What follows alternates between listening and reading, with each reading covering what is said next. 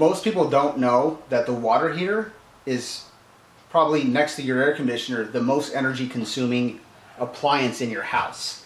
And the reason is that it's got to keep water hot all the time. Even when you don't need it, it keeps water hot in the tank. Now, you can go and get one of those fancy instant water heaters that heats it right when you need it.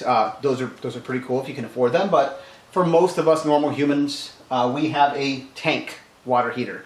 And what it does is it constantly has to keep the water at a solid temperature. Now, either that's going to be a nice lukewarm for some people, or it's going to be nuclear magma hot that'll melt off your face if you prefer your water super duper hot. So it has to keep it at that temperature. And the way that it does it is it'll either have a heating element if it's electric, or it'll have gas. Now, the electric ones are a lot more energy consuming. As a matter of fact, in some households, they can consume up to 30 to 40% of your electricity bill is for the electric heaters because they use a lot more. The gas-powered ones are a lot more efficient because they basically run off of gas, which is like the Earth's farts. And those are a lot cheaper. So if you have a gas heater like I do, a lot more energy efficient. However, they still have to keep water hot. Now, why is that important? Well, because you need to maintain the water heater. Especially if you live in an area where there's a lot of sediment, like in South Central Texas, where I'm at, we get our water from an aquifer, which is like a limestone sponge. And even after they filtrate and do the water, there's still a lot of calcium and lime buildup that comes out of those pipes. So you'll notice it in your showers. There'll be buildup, or your shower heads where they all spray in different directions because there's calcium buildup in there. That calcium and lime is actually building up inside your tank as well. You're basically boiling that water and keeping it hot. It's causing those sediments to separate, and they begin to line the bottom of your tank. Now imagine you're trying to boil water and you fill the bottom of a pot with sand, and you turn the heat up. It's going to take a lot longer to boil the water. The heat's not going to transfer through the sediment. It's going to heat up the container, and it'll heat the water around the edges. So in other words, what I'm trying to say long-windedly is that sediment buildup inside your tank will really reduce the efficiency. So you may notice that you're running out of hot water a lot faster. You know, you fight with people in the house to shower first because then there's not enough hot water for you. Now this is a 40-gallon tank that I've got here. So we have a lot more hot water, but even at that, if you start to notice that your water is running out faster, you don't have as much hot water, or you're constantly having to crank the knob on your thermostat here to hotter and hotter because your hot water isn't staying hot enough, it's a sure sign that you've got sediment inside your tank. On top of that, if you listen to it, sometimes when it's running, you can hear a popping or a pinging sound. That could be an indication that you've got sediment down there and there's water trapped beneath it, and that's bubbles of gas popping out of that when it's heating. So what you're supposed to do, according to the manufacturer, is once a year, you're supposed to flush your water heater. And you know, what you do is you basically drain the water out, and in theory, the sediment will wash out. We're going to do what's called a power flush, or a deep flush. Basically means that we're going to drain it, we're going to put more water in it, we're going to drain it, put more water in it, and we're going to drain it a couple times. What that does is we're going to churn up some of that sediment that's in the bottom and hopefully wash it out. And the way we're going to do that is we're going to take a garden hose and we're going to connect it to the release valve on the bottom of the water heater. So if you ever wondered what this is for, it's not so you can water your lawn with hot water or wash your car with molten hot water. The purpose of this valve is just for the flush. It's for the maintenance. So we're going to just take a ordinary garden hose and we're going to connect it. Now you don't necessarily need it. You could just blow super hot water out of the bottom of your tank all over yourself and all over your garage or your house and not worry about it if you want to go that route. But if you want to do it correctly, you're going to connect the hose to that. The other end of the hose I've got lined up here out the garage, and I've got it running all the way out into the street. And that's because I don't want to boil my grass with the hot water that's coming out.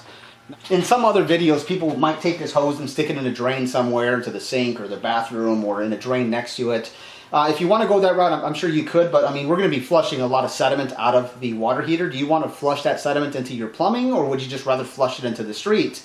You know, just let the neighbors know, hey kids, don't play in the water, you're going to melt yourself, it's miserably hot. So we're going to flush it out there. It's early morning, there's no birds out there that are going to cook like chicken, so I think we should be okay. We're going to go ahead now and we're going to go to the next step. So hidden up here on top of your tank will be a valve that you'll use to shut off the water flow that's coming from your main water main into here. We don't want any more water filling up in here while we're flushing it out. Oh, and by the way, make sure nobody needs to take a shower in the house or wash clothes or do anything with hot water, at least for a couple of hours, because you're going to flush the hot water out. Ain't going to be no hot water for a while, so make sure everybody's good to go. Okay, water is shut off now. There's no more hot water for anybody. What we're going to do now is we're going to shut the water temperature on your thermostat down. Now, currently I have it set to B, which in my house is nuclear magma. And it's insane how hot it is right now.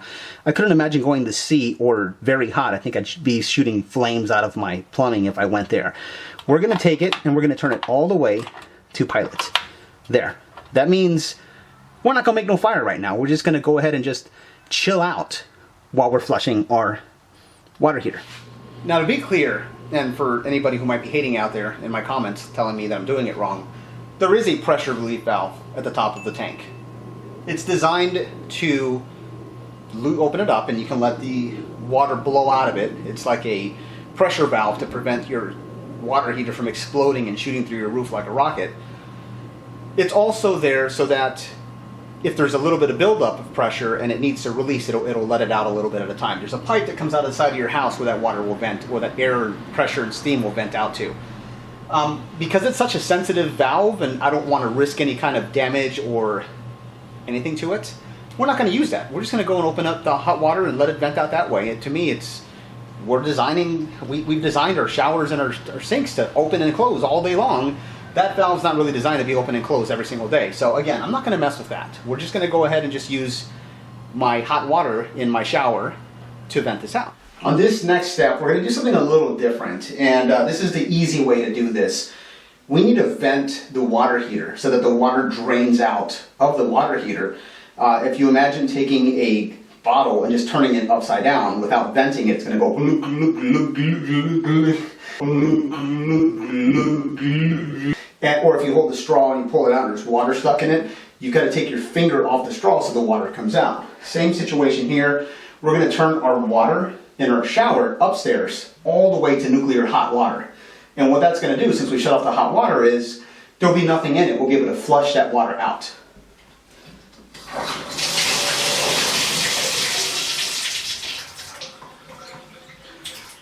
So there, we've got the water all the way to hot. If you notice, there's barely anything coming out, and that's again because we've shut off the hot water. And now we've given an opening so that we can flush the water out of the water heater. The spigot down here doesn't have any kind of handle on it, and that's on purpose. Again, it's because we shouldn't be using the spigot down here to water our lawns or burn the neighborhood children when they're upsetting you. We're going to use a flathead screwdriver, and we're going to go ahead and turn this valve just like this. And we're going to release that hot water. We're going to open it all the way up.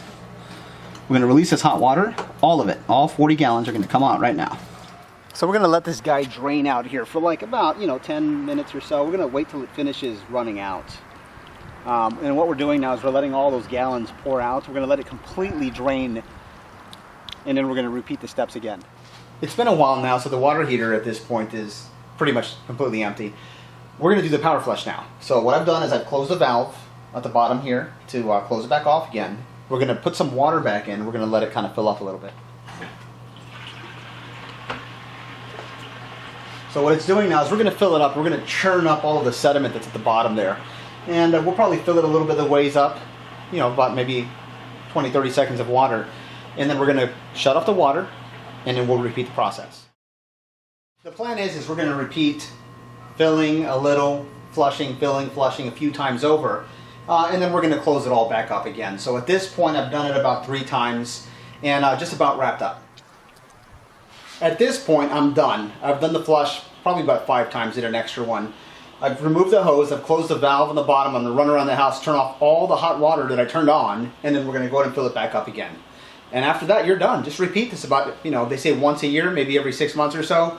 One guy told me, hey, do it on Father's Day. But I was like, dude, Father's Day, it's my day I do nothing. But my wife will say that every day is nothing. But anyhow, set your calendar, do it regularly. It's not that hard. And good luck.